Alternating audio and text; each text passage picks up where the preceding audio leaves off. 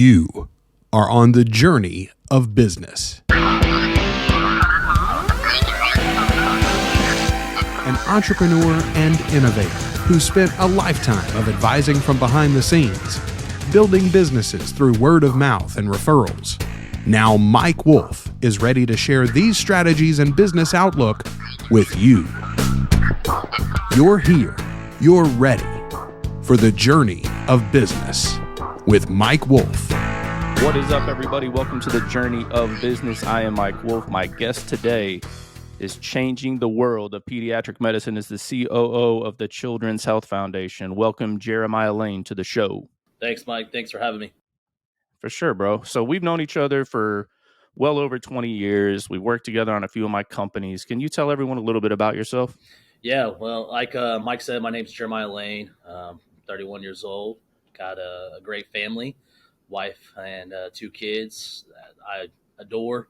When I'm not working, you can find me with them for sure. Yeah, I went to Oklahoma State University, graduated with a degree in sports media with an emphasis on broadcast communications, and, love philanthropy, love giving back to my community, and doing all that I can. That's what's up, man. Yeah, so I really want to touch on our time working together, what the experiences were like, what you took away from that, how that's impacted where you are now, or if it has. Let's talk about that. Let's break that down a little bit, because you helped me on a couple of different companies that I'm a part of, or one of which I've sold since then. But what were those experiences like? Good, bad? Let's just throw it out there. Here's the thing. I learned a lot. I was young. I had just got married, and I left a job and that was stable to really kind of go all in, right? We wanted to start a business, and thankfully we had the sales rep company where we had some stable income, but we really wanted to start a business and grow it.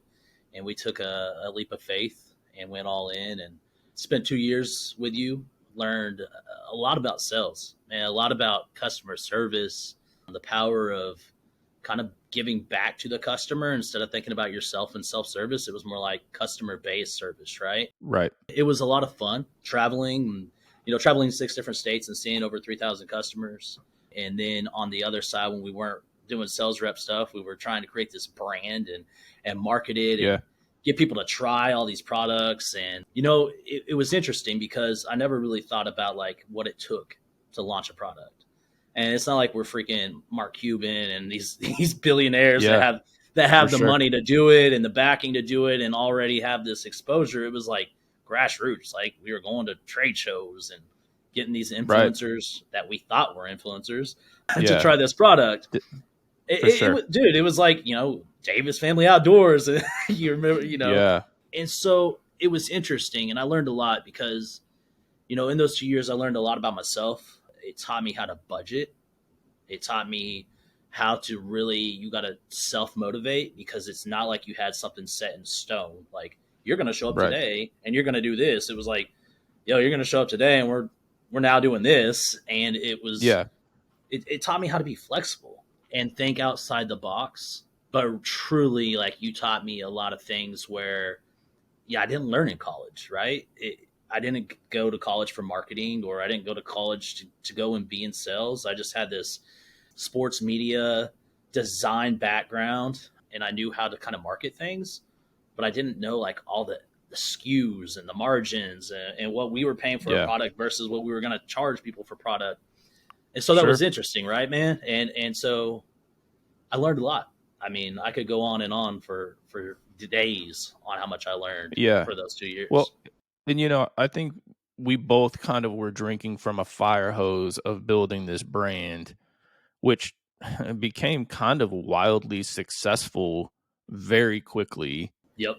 And got a tremendous amount of attention media-wise. I mean, some of the stuff we were involved in, the military wanted to be a part of, the FBI wanted to be a part of, because what we were doing was really game-changing stuff. Yep. Where I think it became a little tricky, and this is a lesson for anybody trying to build a brand. We didn't control 100% of the narrative, right? Of what we were involved in, because when you're doing something like we were doing, building this brand, you're having to count on so many other people in the cog, right? Yep. In the wheel that we didn't realize at the time, but we're so definitive in our success or failure of being able to deliver a good quality product at a reasonable price point and be able to do the things that are necessary. And I think that was the hard part for us is, I was already successful in my own right, building my own agency, right? Yep. So luckily, like you said, we had this financial backing from that. I took on a couple of investors. That was an interesting experience that they ended up, pulling out of based on their own circumstances, had nothing to do with the business. Right. It created this like weird financial stuff. So, I think the thing is with you and I is like we were growing up in a new thing together, Yep. even though I'm, 14 years older than you. But it was an experience that I thought was good and bad to Yeah. be a part of. You had courtside seats to something that had never really happened to me before. There was a lot of things that we experienced together. Good teaching moments too for entrepreneurs, for business leaders, for people, that are trying to get into something. I think as entrepreneurs and business leaders, sometimes we get into a spot where things may not be going well, it's not going successful, and we don't know who to lean into. We kind of find ourselves isolated.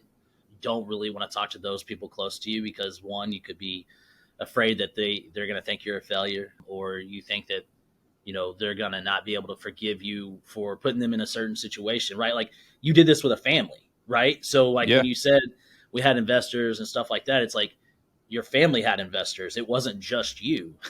And so it's hard to share that with those close to you and also like do life, right? And so for me, it was a learning experience to learn like during that time, probably should have tried to find people to lean on and be close to, right? Like we just struggled. We just did it on our own. And it was like times where I wasn't picking up the phone. You were calling me and you weren't picking up the phone. I was calling you. We were kind of like, but that's honesty. But looking back on it, it taught me that there's going to be times that we fail. And when we do, we got to reach out to those people because you're not the first one to take on investors. You're not the first person to be in this spot. And when we isolate ourselves, we don't really reach out to the potential people that could have pulled us out, gave us great advice and things like that. So it was really a teaching moment. But when we talk about this brand that we were building and how fast it exploded, it was like we had people out of the woodworks reaching out to us, right? Right. Yeah. We created something incredible, right? I mean, we really literally marketed it and really put good quality stuff out there. I'm trying to think of the best way to say this without saying it, but I wish we would have controlled more of the portion because if we did, it would have become wildly much bigger than it was. Look, we came from your background was in the industry, right? And it's through HVAC. Sure. And through that, you had a relationship with someone a manufacturer that you knew could build this product. Right. Where we made the mistake was we didn't do it ourselves and we didn't private label it and we didn't have the backing and, we didn't really make it exclusive. We had someone holding the cherry over our heads at all times. Right. And you can expand on that. I mean, it really held us back.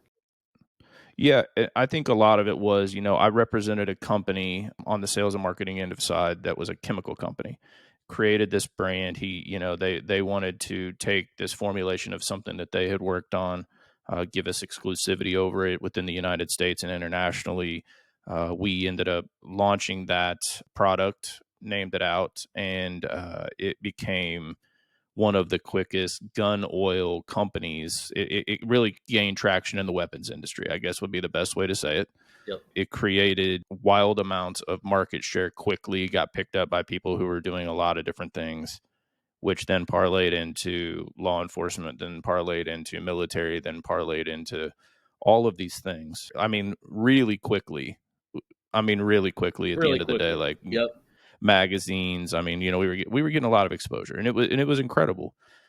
My problem is that, we weren't prepared for that. No. I wasn't. Maybe I shouldn't even put that on you. We were prepared for it. I was not as prepared as I probably could have been. Hindsight being 2020, of course. Right. I think where it becomes tricky, I'm a numbers guy. I was worried about margin. I'm worried about making money. I don't want to, there's no need to be in business to lose money. Yep. And that deal was stressful, as you mentioned, for your family, for my family, not because we didn't have money, like we were good. It was just, we're burning candles at both ends. I'm trying to run a successful agency as well as trying to, build a brand. It was definitely a tough season. There's no question about it. And, I feel like God hit me with a quick exit on that project or hit us both with that. Yep. And it was because basically I didn't want to be in business with somebody that I wasn't comfortable with, meaning the manufacturer, and that, like you said, dangled kind of a cherry or a carrot or whatever you want to call it over our heads. But, when somebody controls the narrative on what you're trying to build, it becomes really, really problematic. Yeah, I mean, there were times that we needed product and we couldn't get it, And we've already paid for it. and we already paid for it. So it was, it was like that was an issue, and so here we are trying to make money, and we had a manufacturing issue, and so it became problematic for us. The biggest lesson that I think I learned from that was not to overpromise and underdeliver. Right. Honestly, the value was there, the quality was there. We had gained this notoriety very quickly in that trade, and next thing we know, it's like we couldn't supply the demand. Yep. And we had sold the dream to people. They bought in. They were all in. Companies, much bigger companies than you and I have ever been involved with. Let's just be honest. Yeah. And then you can't deliver, and then you look like clowns. Man. And you really only get one shot. Man, look, that's so interesting because we talk about that from that perspective. Now let me give it to you from a charitable aspect, right?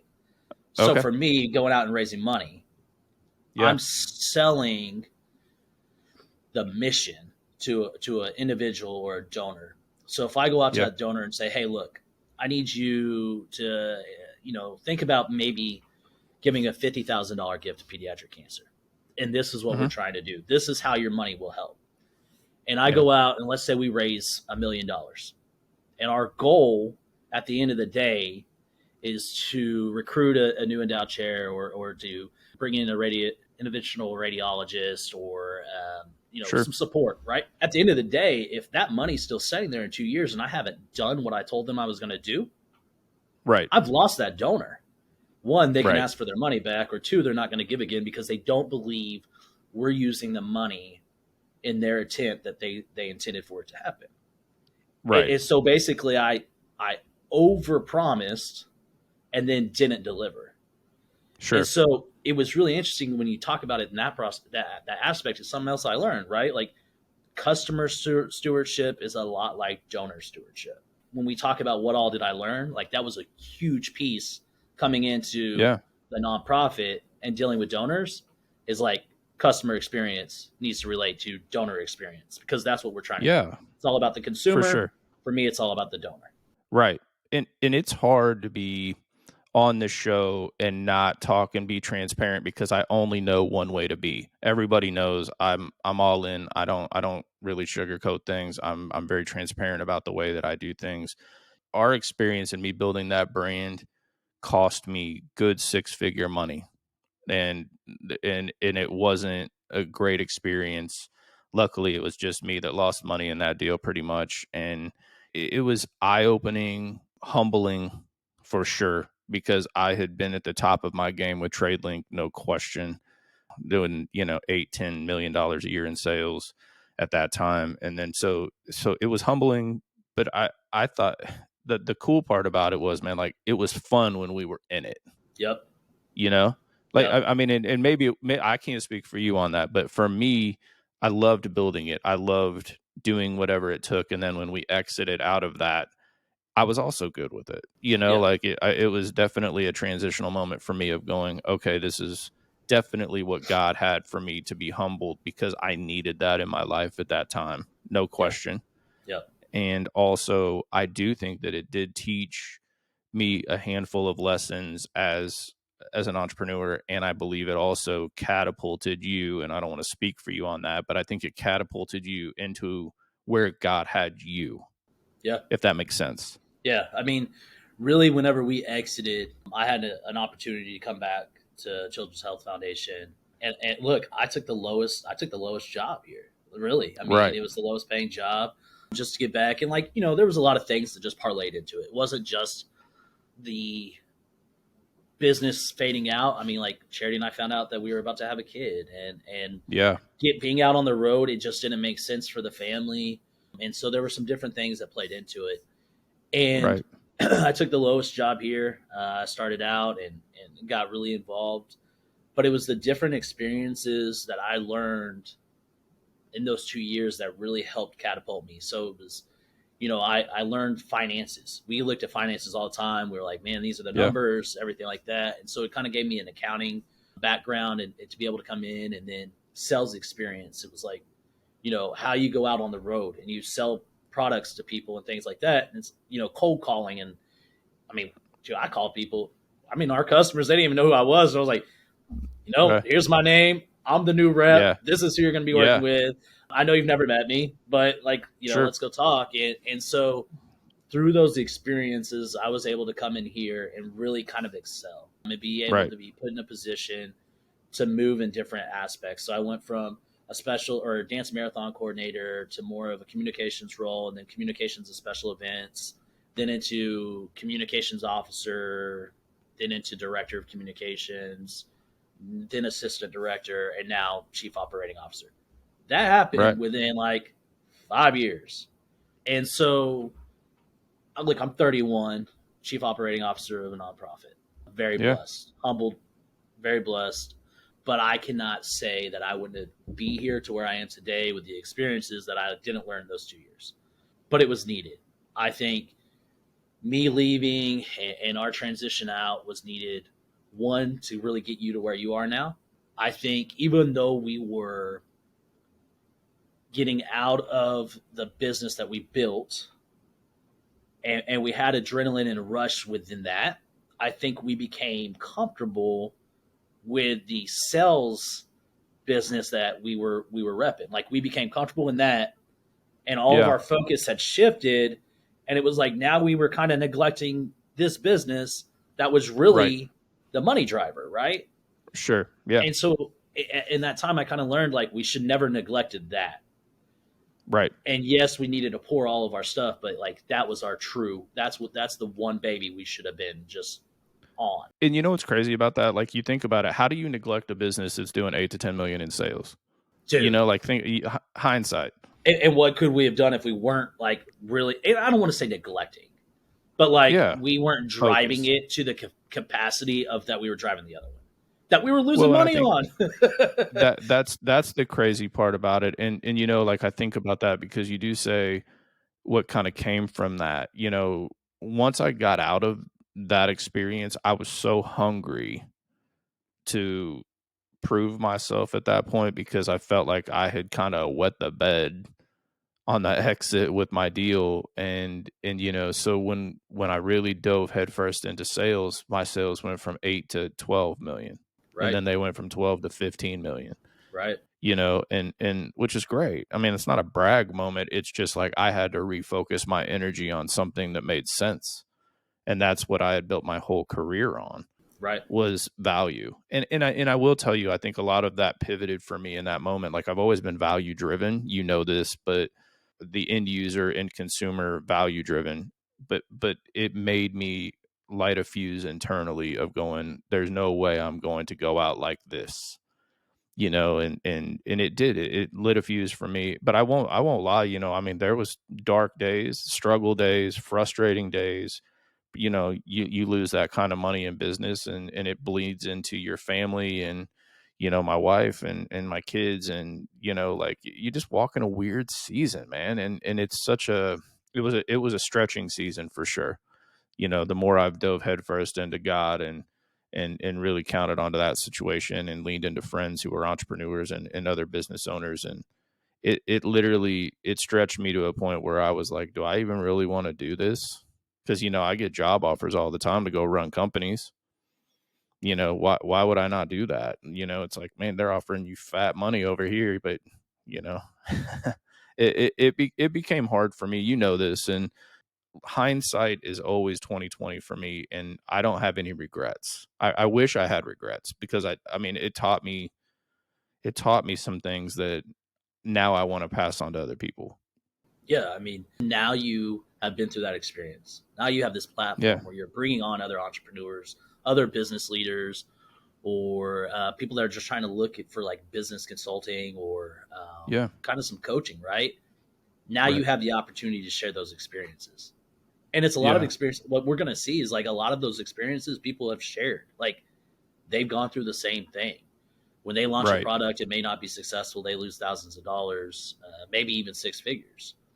Yeah. And what did they do during that time, right? And I think Right. it's really cool that now when you're hosting this podcast and you bring on different people to be able to share those experiences, you now, not knowing then, may have Yeah. had these people in your life all along that were experiencing the same thing you had experienced. Right. You just didn't want to reach out because it felt uncomfortable. Well, Does that make and you sense? didn't. Yeah, man. You're spot on, and I think that that's the hard part. Nobody wants to share their mess. That's what I learned in that experience, and the more I've gotten to really get into networks and groups and all of these people of huge business owners, people that are wildly successful, they tell me their story of crying under their desk, when they're in the weeds and when they're losing stuff, and their family's on the line, and their money's on the line, and they're really impactful stories. They're game changing stories, and I think the whole purpose of this show was to talk about not just people who are winning. Yep. you know that's the journey, man, because the journey for me has not been always easy. It hasn't been great, whether it's from start to finish, or wherever we are today. It's such a difficult thing to really try and explain to people unless you can hear people's testimony and their story. Yep. So, Yeah. but Yep. yeah, man. Well, listen, I'm grateful. This. We talk about it a little bit. Let's catapult forward a little bit. Talk about the foundation a little. So, as the COO of a foundation that's really killing it in a great way, what type of outside the box? You talked about that a little bit earlier, and just maybe briefly revisit that. Do you deploy to get people to support a cause that they care about? Pediatric cancer, and these incredible things that you guys are involved in with kids and stuff. Like, what type of things do you need to deploy in that area? So the most important thing for me and our team is storytelling. We have to be really good at telling stories because the most impactful thing that you can do is tell a story of a kid who's been treated at the hospital, maybe didn't make it, or someone that has succeeded and overcome their Yeah. illness. But what we want to do is be able to connect donors to that child and those stories. So really, the most important thing is storytelling. Second thing is donor stewardship, and we kind of hit on that. Is when you have a donor, the stewardship looks different in many different ways, right? So if Right. I have a donor, I want to steward that donor and let them know how they're making a difference, and maybe see what kind of impact they want to make, what kind of legacy do they want to leave. And so for me, donor stewardship's a little bit different. Like I want to put my donor on a roadmap, and Right. maybe I and that donor kind of dictate what that road looks like. But when I connect with a donor and I get a gift, okay, how long is it going to take me, or how long should it take me to write a thank you note? Is that thank you note a Yeah. handwritten card? Is that Right. just an automated letter? And then yeah, they haven't given in 3 months. All right, so maybe they're just a one-time giver, just an annual Sure. giver. That's fine. But do they have the opportunity to give monthly after that big gift? And so we have to put them on a roadmap. And we kind of look at this as like, I learned it from the business side with you. It's like, okay, we just sold a ton of copper tube to those people, Sure. but they may not buy again in like 3 months. Okay. Yeah. But when we get a really good multiplier, or it's Yeah. really hot in Houston or in Texas, Sure. Right. I'm not waiting 6 months to reach out to them. They're going to Right. receive another contact and say, hey, look, I realize it's hot there. ACs are breaking. We're putting in Yeah. multi units, whatever. Yeah. And so it's really important for us to be able to put them on a roadmap and then them be able to navigate that with us. So inviting them to different things, different events, trying to let them know all the different ways they can give. And man, it is Yeah. so interesting, right? Like we talk about strategies and ways that we kind of get donors. For me, it was interesting from a marketing, or I guess from a business side.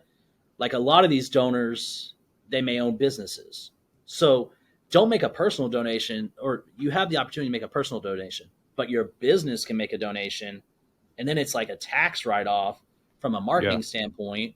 And so it's like, how do you go and tell these corporations like why you should make an impact, how you should make an impact, and then also that like you kind of have a corporate responsibility with that. You know, like Sure. people nowadays, like we are now into our culture has changed so much and society has changed so much that a lot of people, and especially the Gen Z, you know, young millennials, if your corporation or business isn't giving back, you're not getting the support from those young those young generations. They're Right. just not. You're You're not. missing it. You're Yeah. missing the boat. Like I believe that's why 100% why Simple Modern, Oklahoma based company, who's giving their product away basically for free in many different ways to like local schools, so that way kids have drinks to or bottles to be able to drink water because kids can't afford to bring in their own bottled water to school. Sure. I think that's why they're blowing up. Like they're Yeah. telling a story of being able to give back to their community, and young people like that.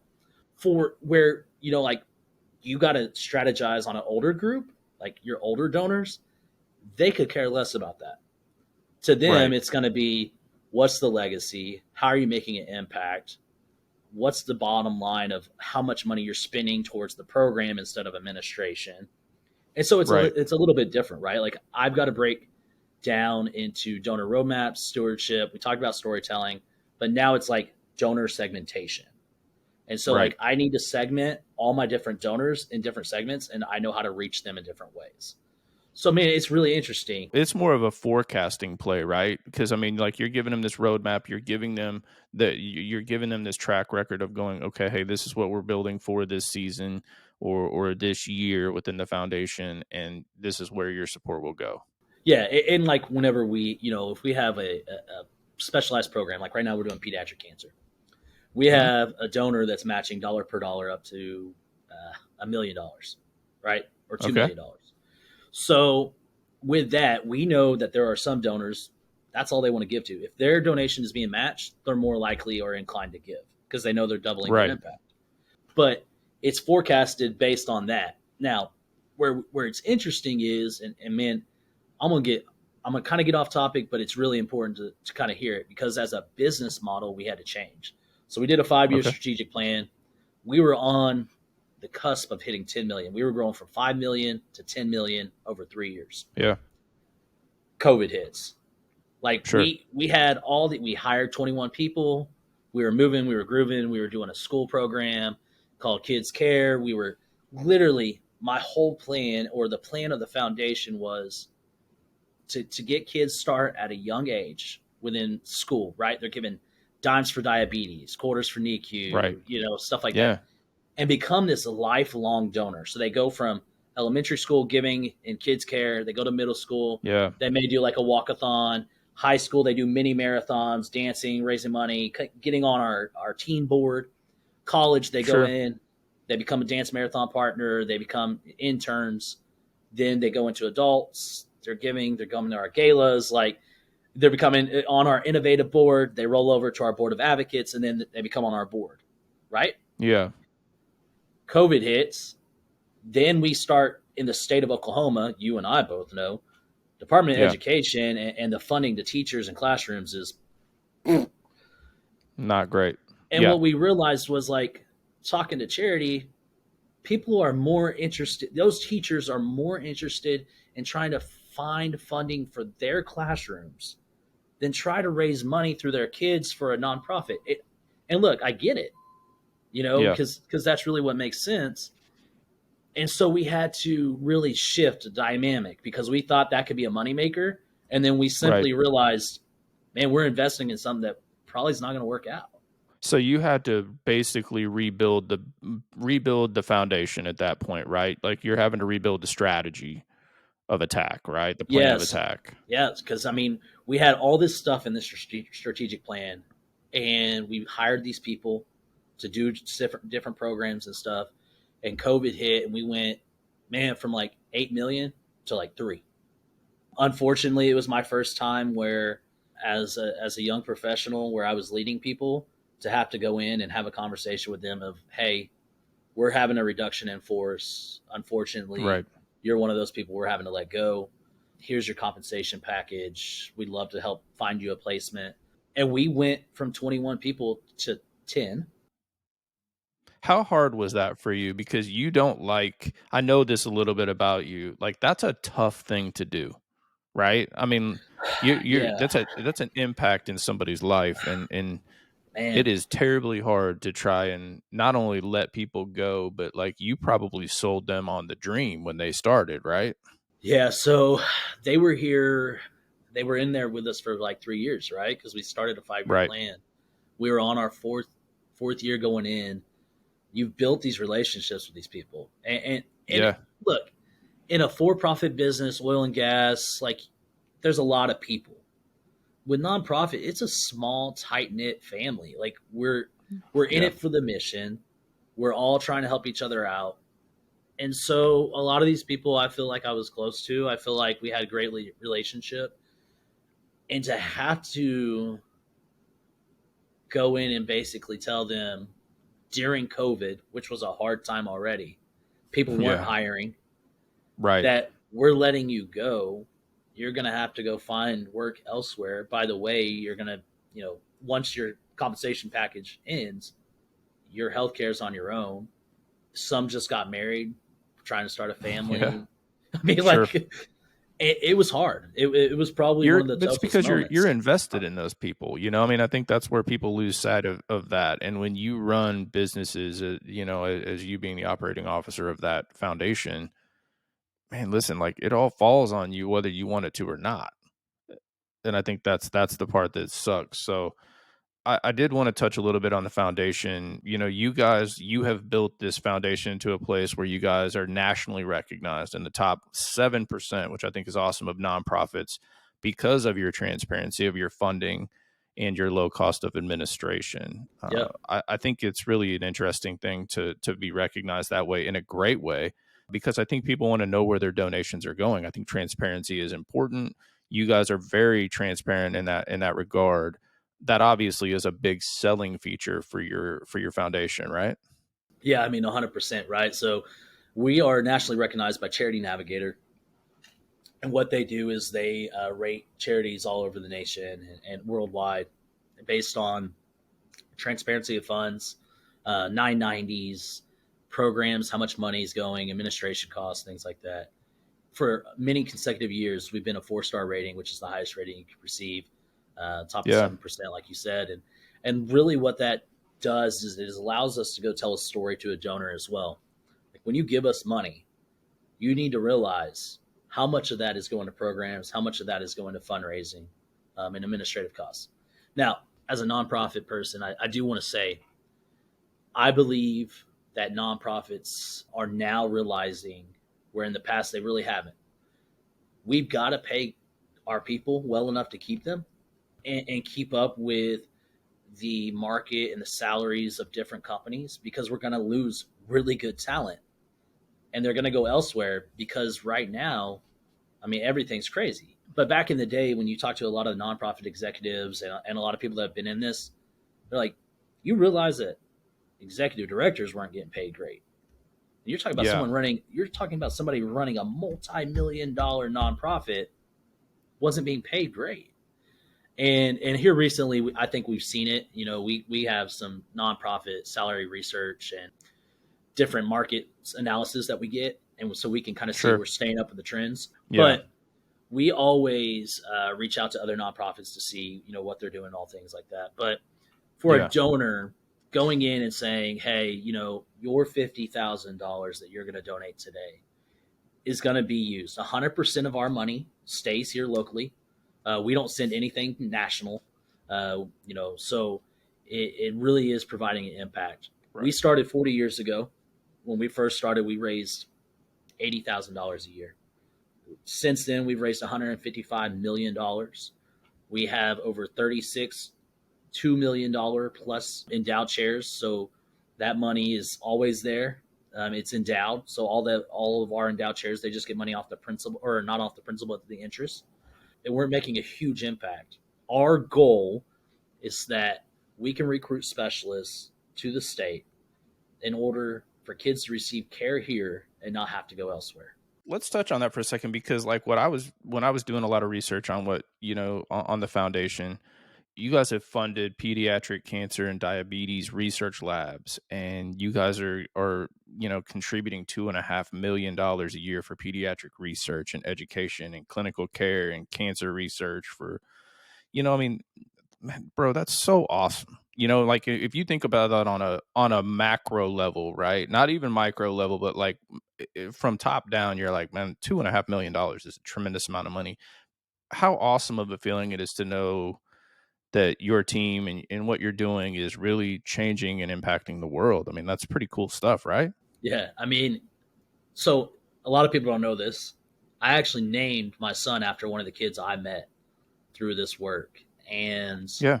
whenever I was in college, through my experience with Cowboy Thon, which is a fundraiser that I started through the nonprofit, I met a kid named Jace. He was from Enid, Oklahoma, and he had a thing called galactosiemia, which basically means that he didn't have the ability to break down his mom's breast milk. And essentially, when his mom was feeding him, when the doctors finally came to the result, they called her and said, "Stop feeding your son, you're killing him." Right. Can you imagine? Like, I get teary eyed, right? Because my wife, we had kids. I saw her go through postpartum. But can you imagine giving birth? And I can't, because I mean, I'm a man, but giving birth as a woman, Right. you are supposed to be nurturing your child, bonding with your child, breastfeeding, and the doctor call you and say you're killing your child Right. because of this DNA or rare genetic disorder where he can't break down breast milk. And it took you 2.5 weeks to figure that out. You could have killed your child, the guilt and everything like Right. that. But man, Sure. I became close with them. They were OSU fans, and they came to our event, and I became close with them, and so I ended up naming Jace after that child. And so for me, yes, I get to see the impact a lot. We have a miracle family. We have a grateful family, miracle children, program where we're able to interact with these kids and these families, and they're able to bond together. And we run special events for them, and they get to come for free and everything. It's very impactful. And look, Mike, you got twin daughters. Yeah. We know what that was like. Like, It ain't. It's still not great. I'm just gonna be honest. At 16, like let's just but call it what it is. were they born premature? They were, yeah. I mean, I was Carrie and I were very blessed. Our girls. We found out at 25 weeks that we were having twins. Carrie went into preterm labor at 29 weeks, hospitalized, and then they were born at 33 weeks. Spent a month in the NICU. We became very, very close with the staff at Mercy's, NICU, and back then, in 2006, you could only go in every 4 hours for 30 minutes, right?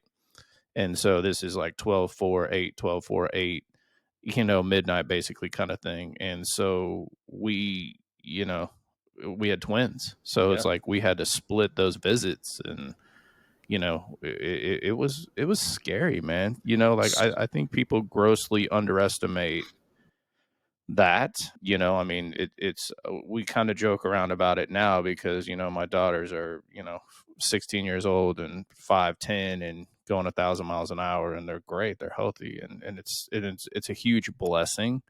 But I mean, they were 3'7" and 4'4" when they were pounds when they were born. And then like I always joke around with one of my daughters because she blew out a diaper in the incubator and went from 3'7" to 212, and so like I mean, like really, you really think about that. I mean, you're 20 inches long and you weigh 2 pounds, like that's a problem. So yeah, Carrie and I had a fast track education on everything that you had to worry about. They were allergic to, They couldn't drink formula. Carrie couldn't keep up with, like you said, the breastfeeding side of things. So then it was like my formula budget was not cheap.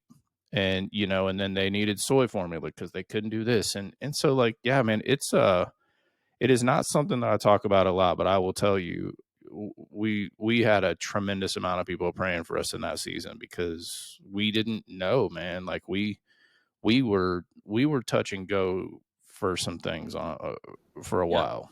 Yeah. Now, can you So imagine learning that you're going to have twins that are being in a NICU that need the NICU, and yeah, them telling you, oh, by the way, because of them being premature or whatnot, we don't have the level of care that you need. So we're going to have yeah, to pick up. You're going to have to go out of state, leave your whole support yeah, system, your whole family, sure, and basically good luck. And this isn't that story happens so often. right, And if it's not NICU and newborns, like my goal is for a child, and our goal as a foundation is like if a child is diagnosed with cancer, there's no reason that child should have to go out of state. That child yeah, needs pediatric heart surgery or heart transplant. Our goal is for that child not to have to leave the state because it is heartbreaking to see a family and a child have to leave the state, leave their support system, go pay financially, get hotels. You're talking about hospital yeah, bills. You're talking about most families, they have working jobs where they can't leave, so they have to quit their job. right, That needs to end.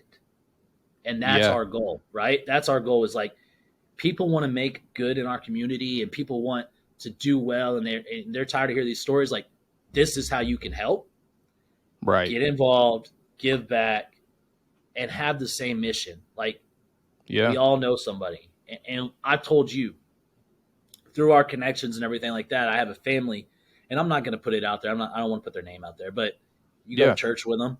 It was through your Facebook post that you shared, and then another person I went to high school with shared that I never knew this family, never even reached yeah, out to them, never knew them.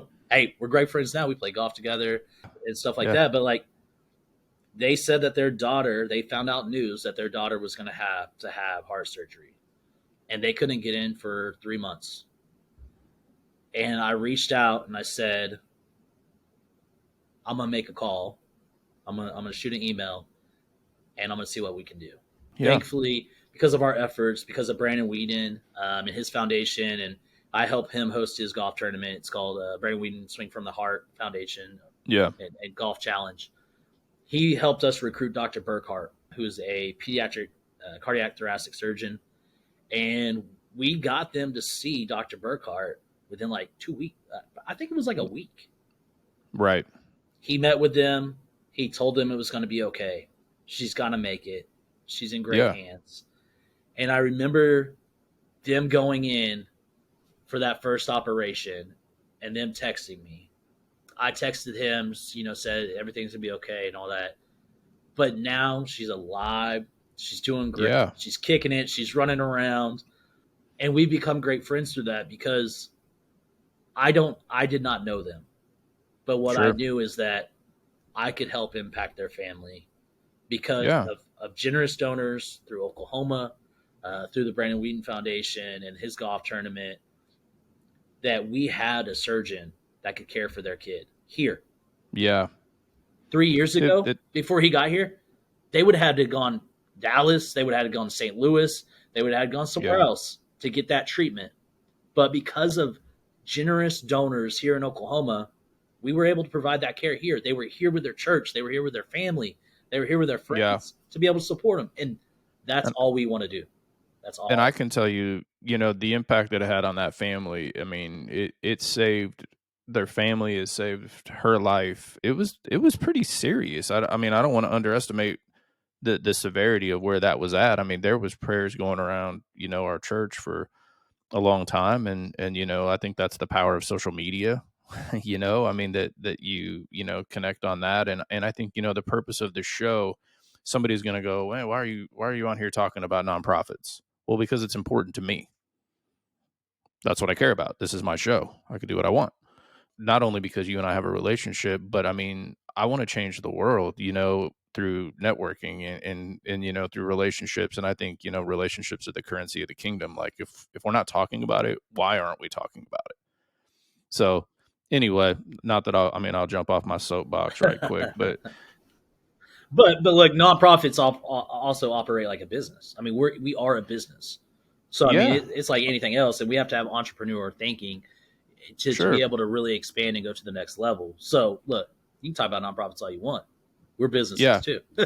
sure. So Well, and I think, you know, what's crazy, and not that I want to circle back, but you know, I mean, I had good insurance when my daughters were born. Mercy, I don't know the name drop because I ain't trying to get in trouble, sent me a FedEx box. Sent me a FedEx box, and I'm not even lying to you, with my statement because it wouldn't come regular mail, right? It's yep, not coming in a priority mail envelope. It came in a FedEx box, yep. and it was probably 3 inches thick. And at the end of it, it was $800,000. Man, a lot of people have to go bankrupt, And literally. and so, you know, what's crazy is we had insurance, you know, and we were very blessed, right? Sure. We still put out a lot of money. Thankfully, we were good, but, you know, I mean, it's, things you don't realize, you know, because insurance, I'm not, like I said, I don't wanna jump into this too deep, but, you know, what you don't realize is, you know, there was 15 people in the delivery room when they were doing a C-section on my daughters. What you don't realize is 4 of those doctors are from out of state. Right? So they're not Oklahoma doctors. They're Colorado doctors and California doctors that are here doing whatever. And you're getting an out of state bill from Blue Cross Blue Shield. That's out of network, right? You know, things that people don't think about. You know, Carrie and I mean, we look back on it and it was a tremendously stretched season for us. And, you know, trying to operate a business, like I said, I mean, every 4 hours, we're gone for an hour, and that's around the clock, so our sleep schedules are off, and, you know, I mean, nothing else matters at that point. So, I mean, you know, like, I didn't care about business at that point. It's like, you know, I can do anything. I'm good. So, anyway, man, yeah, listen, I'm so proud of you on everything you're doing with the foundation. I think it's awesome. So, you know, I wanna touch on a couple more things before I let you get out of here. I mean, I know you're student tied up. You're about to go do some awards. I see you. I mean, you're killing it. Every episode, I usually ask the guests about their take on the return on investment of failure. You know, how has failing impacted you personally, professionally? You know, what does that look like? Oh man, this one hits home, right? So I've seen failure in different ways. I don't want to say we failed with our business launch and what we Sure. did. I think we were successful until like basically we just didn't have any more. Like we just couldn't do it anymore, right?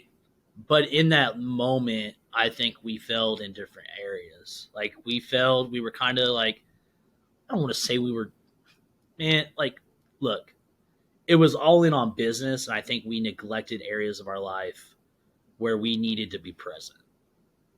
Like we just needed to be present. Like there were Yep. trials and tribulations in different areas of my life during that time where I was like, during that time, maybe if I wasn't being the best of myself, I wasn't taking care of myself. I was not sleeping well, and so for me, like there were failures of different aspects in our life during that time that taught me a lot. Like I need to take care of myself.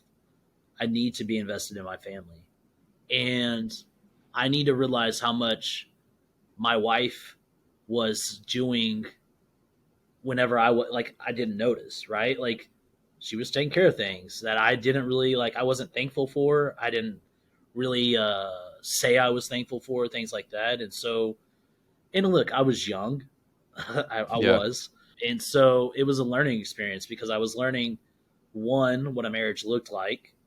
I never saw that either. Like, I came from Yeah. a broken family, single mom, 4 siblings. She raised us all herself. And so like I saw failure through that. Like my dad was never there, so I never knew what that looked like. Like for me, like personally, I'm still trying to learn how to be a dad. Like, yeah, I've had 6 years and Jace is great, but like there's moments where I'm like, okay, I probably shouldn't have done that, or like, Yeah. how do I do Yeah. this? It's really interesting because I don't look at it as so much like we failed. And there's moments in work where like, I failed with a donor. Like, let's be honest, we have an intentional relationship. We talk about this donor experience. We talk about the roadmap, things like that. And I remember having a donor that had just given and gave yearly, and we always did a thank you or whatnot. And I remember it may have been a couple years ago. I think we failed to do a thank you note. Yeah. We haven't received a donation since. Reached back Yeah. out. It was like cold shoulder, right? Right. And what I realized was like that donor expected to have a relationship, not just, hey, I'm going to give you my money, I'm going to get a tax deduction, and we're going to call this good. Like, these donors want to have a relationship with the cause that they're giving to. Right. And so for me, like, that taught me a lot of how do we steward donors? How do we meet them where they are, not necessarily where we want them, right? And I think that's where a lot of like nonprofits, executive fundraisers, business people, things like that, we fail to look at that relationship. It's like it needs to be symbiotic, not just one where it's like give me, give me, give me, give me. Right. Where can we meet the people at, right? Like as a church, even as a church, like let's go meet the people. Don't try to just get them to us. Let's meet the people. We are the church. Like we need to go meet them where they are, not where we want them to be. And as a donor, as a donor stewardship person, as someone that's dealing with donors, it's like, if you like to go play golf, let's go golf, because that's where you feel comfortable, and that's how you build relationships. Then I'm going to meet you and go play golf. If you like to try the best new food, like let's go meet at a new restaurant. If you want in the comfort of your home, I'm going to come visit you in your home.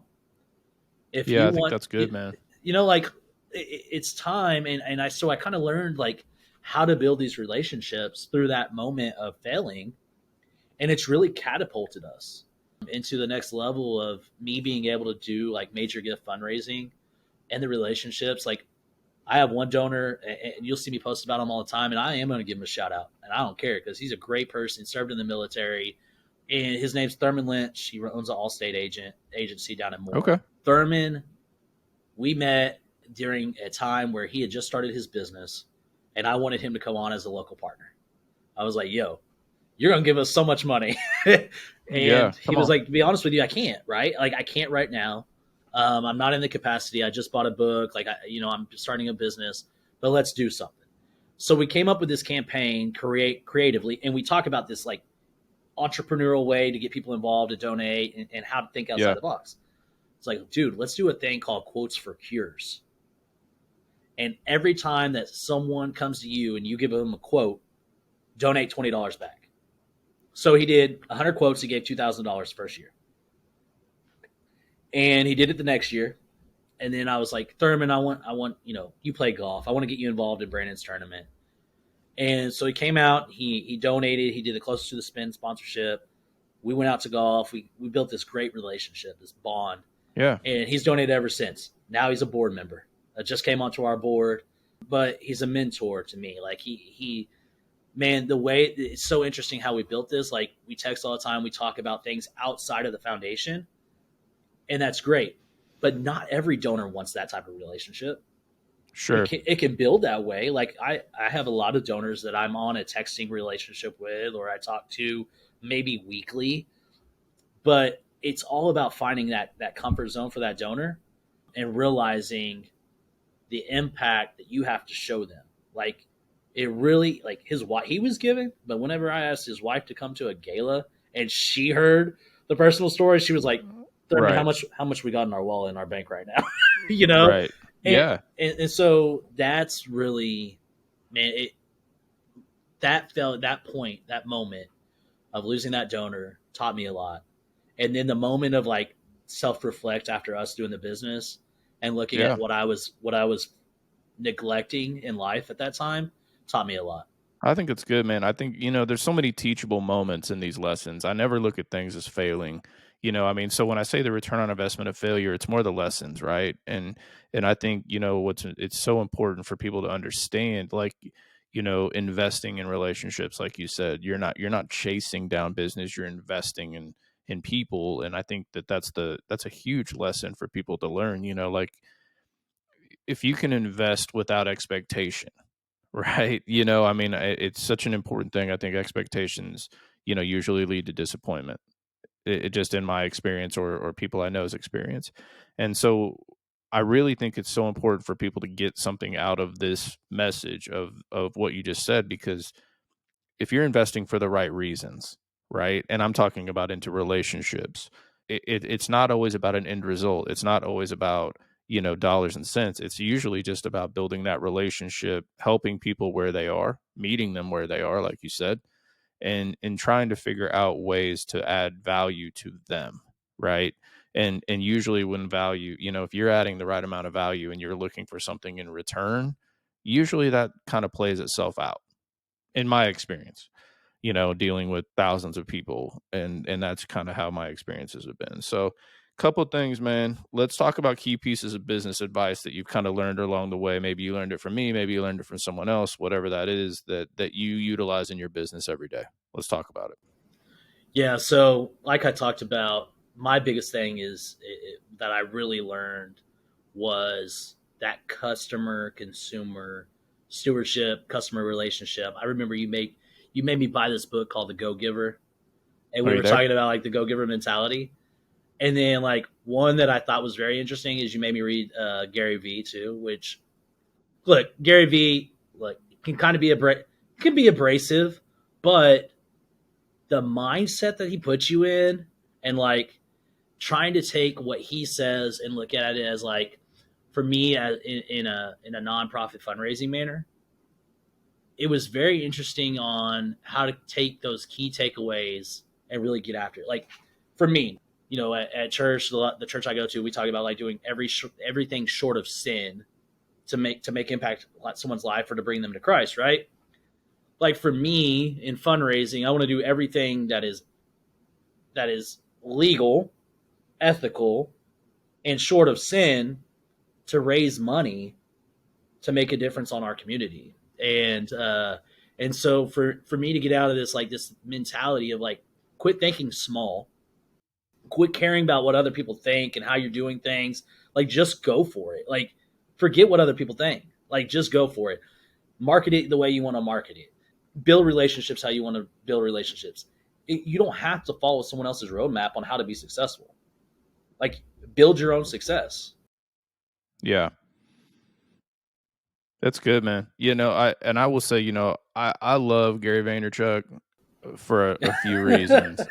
Um, but mostly because he focuses on self-awareness is a big thing for him. Adding value is a big thing for him. Also knowing when to walk away from professional relationships is something that he's key on. I mean, you add value till you can't, and then be self-aware enough to know. And I've learned a lot from him.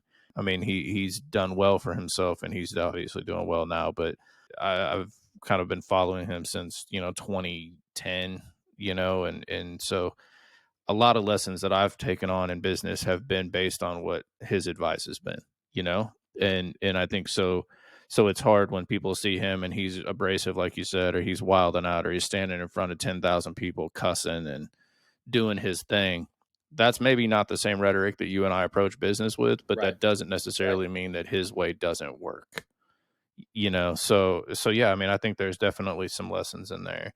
Hey, listen, I'm crazy thankful for you. You know this. I tell you this. We've talked about this. Where can people, find you online and learn more about, the Children's Health Foundation? Yeah, you can go to our website. It's really easy. It's just chfkids.com. You'll learn all about us, all of our mission. Everything's on there. Like I said, our transparency. Man, our 990, our financial statements, all of our Yeah, board minutes, everything's on there. Like you want to learn about good. us, just visit the website. If you want to reach out to me personally, my information's on there. I'd love to get to know you guys, see how I can get you involved. If you ever need a medical help with your child at Children's or at anywhere else, feel free to reach out. If I can't do something personally, we know people that can. And like I said, find me on LinkedIn. I'm on LinkedIn. I'm on social media. But the most important place would be our website. And like I said, it's really easy. And get to know us, man. And if you want to give or something like that, give us a shout and we'll connect you with. So I'll have links to the foundation in the bio and all of Jeremiah's contact information on the podcast bio and on the website and stuff like that. So, bro, thank you so much, man, for coming on today. I'm such a fan of yours, always praying for you personally, professionally, for you and your family, and I'm grateful for you taking the time for sure. Well, I appreciate it. And I hope that you are able to use this podcast, like we talked about, give some personal real life experience, help people build their business, their brand, and just get to know you a little bit more, because now you do have a platform. People do want to hear from you. And I appreciate you allowing me to share my experiences with you and where it's led me today. Awesome, man. Well, hey, man, I appreciate you, bro. Thank you all for checking out the Journey of Business today. We will see you next week with another incredible guest sharing their journey in business. To continue your journey of business, subscribe to the show wherever you find podcasts or at YouTube. And for more information on consulting inquiries, go to www.tradelinkSales.com.